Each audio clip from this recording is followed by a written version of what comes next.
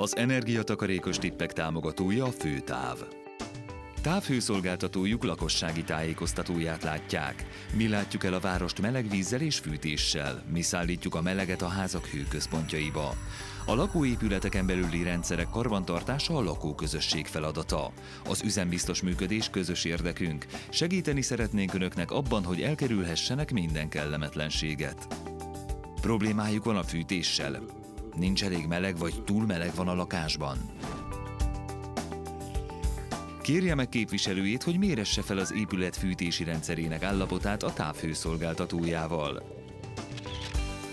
A korszerűsítés javítja a szolgáltatást, megszüntetheti a problémákat, és akár megtakarítással is járhat.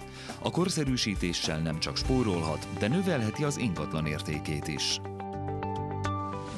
Az energiatakarékos tippek támogatója a Főtáv.